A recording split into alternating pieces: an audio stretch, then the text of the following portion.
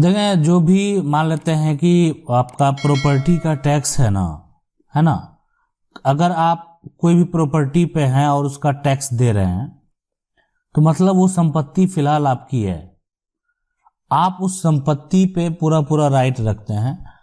अभी फिलहाल अगर मान लेते हैं वो संपत्ति आपके नाम से मान लेते हैं पहले नहीं भी थी, लेकिन अभी जो लगान शुल्क है आपके नाम से अगर आप सरकार को दे रहे हैं तो फिलहाल आपका पूरा पूरा अभी राइट बनता है।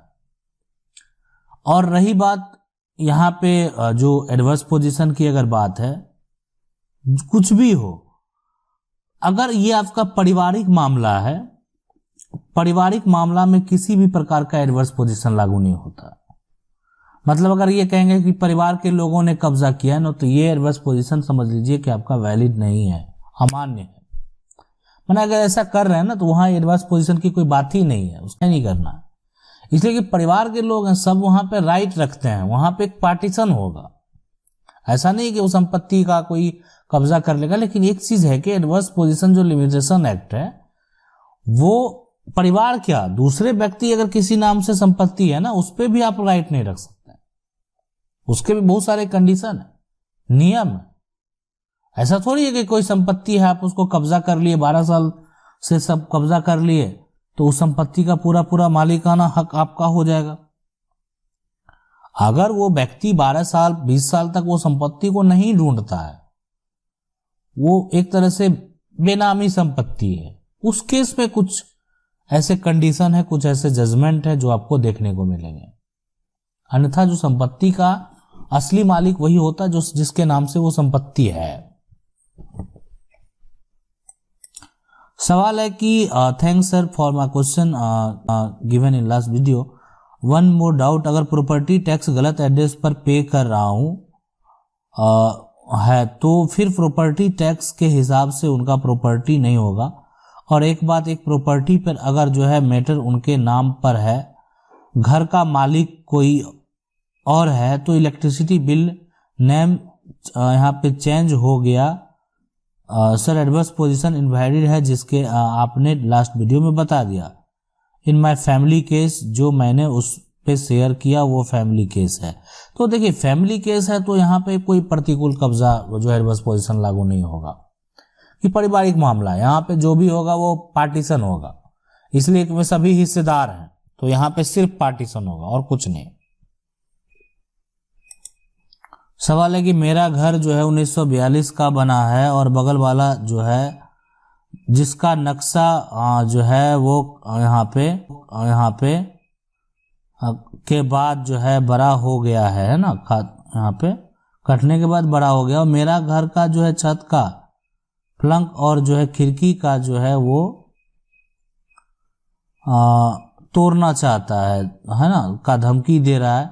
पेपर से सही हूँ, नक्शा का जो है, देखिए अगर 1942 का जो बना है ना, घर बना हुआ है ना, और जो आपका नक्शा है वो नया वाला में अगर हो गया है, तो अगर पुराना जो है वो सब कुछ आपका सही है, पुराना नक्शा जो है वो सही है, तो वही मान्य होगा। वो कोई तोड़ना चाहे, कुछ भी करना चाहे, कितना भी खर्च कर ले, जो पुराना डिटेल होगा उस मैप का जो अंग्रेजों के द्वारा तैयार किया गया है ना, उस प्लॉट का, वही मान्य होगा।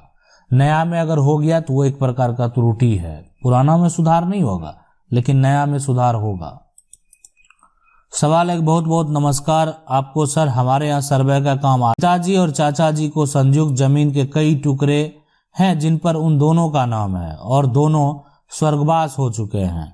क्या हम उनके वंशज अपने स्वर्गवास पिता के नाम ही जो है सर्वे करवा सकते हैं? क्योंकि हमारे बंटवारे पर एक मत नहीं हो रहे हैं सब। देखिए अगर यहाँ पे सर्वे आरंभ हो गया है और पिताजी जो है चाचा जी का संयुक्त जमीन के कई टुकड़े हैं जिन पर मान लेते हैं दोनों लोगों का, तो अब उनके वंशज अपने जो है स्वर्गवास पिता का नाम सर्वे क्यों करवाएंगे? मान लेते हैं कि सभी का हिस्सा है, तो जितने वंशज हैं मान लेते हैं जो समान हिस्से रखने वाले होंगे, ठीक है, उन सभी का नाम दर्ज हो जाएगा उनके उस पिता के नाम के साथ, सभी व्यक्ति का नाम हो जाएगा। मान इतने लोग हैं, सभी का नाम दर्ज रहेगा, सभी हिस्सेदार हैं, सबका अपना अपना जितना शेयर होगा वो मेंशन होगा। तो ऐसे भी खतियान तैयार कर दिया जाता है। लेकिन जो भी व्यक्ति जीवित नहीं है उनके नाम से तो वो खतियान यहाँ पे सर्वे होगा नहीं। अगला सवाल है कि अगर पंचायत में ही ओवरराइटिंग किया गया हो तो यहाँ पे गड़बड़ी वाला जो है और यहाँ पे चोर मर गया है पर 2 कॉलम से लिखा नहीं। देखिए, पंचायत में ही अगर किसी प्रकार का गड़बड़ी किया गया, ओवरराइटिंग किया गया, जो भी किया गया, अब वो इस दुनिया में है नहीं, तो फिर फिलहाल मान लेते हैं कि गड़बड़ी जो है वो दिखता है कि यहाँ पे गड़बड़ी किया गया है, तो मान लेते हैं कि अगर मामला जो भी अगर किसी जिस प्रकार का भी विवाद है ना, 2 कलम से लिखा गया है, लिखने का मान लेते हैं लोग 2-3 कलम से ऐसे लिख सकते हैं, लेकिन अगर ओवर राइटिंग किया गया है उस पे तो वो चीज लगता है कि मतलब एक तरह से इसको दोबारा इस पे पहले जो लिखा गया था उसको बदला गया, तो वो सही नहीं है। किसी भी प्रकार का ओवर राइटिंग जो होता है वो एक तरह से वहां पे मान्य नहीं होगा। सवाल है कि सर जी मेरे बाबा मर गए हैं, रसीद जो है वो मेरे बाबा के नाम पर है और मेरे बाबा का जो है यहाँ पे 3 बेटा है, तीनों बेटा का जो बंटवारा नहीं ही है और एक भाई अपने पूरा संपत्ति जो है बेचना चाहता है, क्या खरीदने वाला का नाम पे रसीद कटेगा? बंटवारा नहीं है, कृपया बताएं। देखिए यहाँ पे खरीदने वाला का नाम से तब रसीद नहीं कटेगा जब आप उस पे जो है हिस्सेदार तो अपना हिस्सा बेचेगा, बेचने में कोई दिक्कत नहीं, बिक्री कर सकता है, लेकिन खरीदने वाला का रसीद तब नहीं कटेगा जब आप उस पे ऑब्जेक्शन लगाएंगे। मतलब कोई अगर गलत तरीके से बेचेगा, अपना हिस्सा अगर कोई बेचता है, आपको इस किसी प्रकार का आपत्ति नहीं है ना, दिक्कत नहीं आपको किसी प्रकार का, है ना, तो आपको तो दिक्कत है ही नहीं, आप उस पे ऑब्जेक्शन नहीं लगा रहे हैं, तो उसका रसीद जो है हो सकता है कि मोटेशन कायम हो सकता है वो उस बात को आप सपोर्ट ही कर रहे हैं, इसलिए कि बेचने वाला जो है अपना शेयर बेचा है। सवाल है कि मेरे नाना जी पुनर्वास में जमीन दिए लेकिन उन्हें अभी तक कोई मुआवजा नहीं दिया गया, करीब 32 साल पहले की बात है। अब हमें क्या करें कि हमें मुआवजा मिले, क्या करना पड़ेगा, इसकी जानकारी दें, कब तक जानकारी दे सकते हैं? देखिए, पुनर्वास मान लेते हैं कि अगर आपकी जमीन जो है वो सरकार के द्वारा सरकार को दिया गया तभी मुआवजा संभव है ना, लेकिन पुनर्वास करने के लिए मान लेते हैं कोई गरीब लोग हैं जिनके पास भूमि नहीं है, घर नहीं है, मकान नहीं है, उनको दिया गया, उनको पर्चा दिया गया, ठीक है, तो उस केस में यहाँ पे किसी प्रकार का हो सकता है आपको मुआवजा ना मिले। लेकिन अगर वो संपत्ति आपने पुनर्वास के लिए जो भी है, सरकार के लिए जो भी है, सरकार को दिया, वो जमीन आपसे सरकार ने लिया, तो वो मुआवजा जो है वो उनको देना पड़ेगा। और इससे संबंधित अगर कोई विवाद है तो आप एक बार लेकिन मुआवजा से संबंधित विवाद के लिए एसडीएम से जरूर मिलें। सवाल है कि मेरे पापा ने जमीन लिया और अपने 2 भाई को उस भाई जो है उसने अपने जमीन से हिस्सा दिया, उसमें लिखा गया कि 2 भाई मेरे पापा से खरीदा पर वो रहते नहीं, अब वो जमीन मुझे चाहिए, पर वो किसी और से जो बेचना चाहते हैं, क्या करें जो मुझे मिल जाए?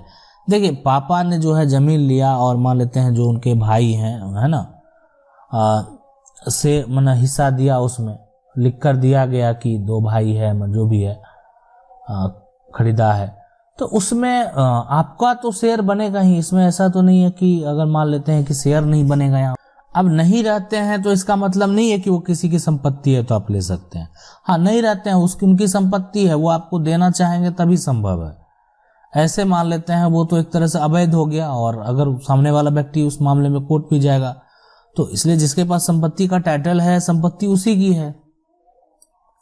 सवाल है यहाँ पे कि ये कह रहे हैं कि प्रणाम सर, 1 क्वेश्चन है सर, एक जमाबंदी नंबर इतना है जिसमें 1 एकड़ इतना डिसमिल जमीन है। देखिए, जमीन का जो होता है ना कि हर जगह बहुत लोग जो गज से मेजरमेंट करते हैं, है ना, डिसमिल हो गया, कट्ठा हो गया, बहुत तरह के हैं मेजरमेंट सिस्टम, हर जगह का अलग अलग होता है। तो आप समझ लें कि जमीन का ये एक यहाँ पे मेजर करने का तरीका है, जो कुछ राज्यों में इस तरह से जो है इसका मेजरमेंट किया जाता है। जमीन है और कुछ और राज्य हैं जहाँ पे अलग अलग भी नियम, डिफरेंट मेजरमेंट जो है करने का तरीका, मेजर करने का जो है वो तरीका है। अभी जमीन यहाँ पे जो इतना डिसमिल जमीन है और नेम एड्रेस शो कर रहा है, पर कोई खेसरा नंबर और खाता नंबर शो नहीं कर रहा है। ठीक है, कैसे पता करें? देखिए, अगर जो भी जमाबंदी है तो ये पहले आप वहां पे जाके रजिस्टर में कार्यालय में देखिए, क्या वहां भी नहीं शो कर रहा है कि जमाबंदी है, तो कौन सा प्लॉट नंबर का है ना, वो मेंशन नहीं है, तो यहाँ पे बहुत दिक्कत वाली बात है। वो मेंशन होना चाहिए। हाँ, लेकिन अगर मान लेते हैं कि आपका जो दस्तावेज वहां है, अगर आपका वहां मेंशन है रजिस्टर पे, लेकिन आप ऑनलाइन देख रहे हैं, ऑनलाइन नहीं दिखा रहा है, तो आप ऑनलाइन का सुधार करवा सकते हैं। आशा करते हैं वीडियो अच्छा लगा होगा। वीडियो अच्छा लगा वीडियो को लाइक जरूर कर दें। चैनल को पहली बार देख रहे हैं, सब्सक्राइब करके जो बेल आइकन है उसको जरूर दबा लें। मिलते हैं अगले वीडियो में, तब तक के लिए जय हिंद।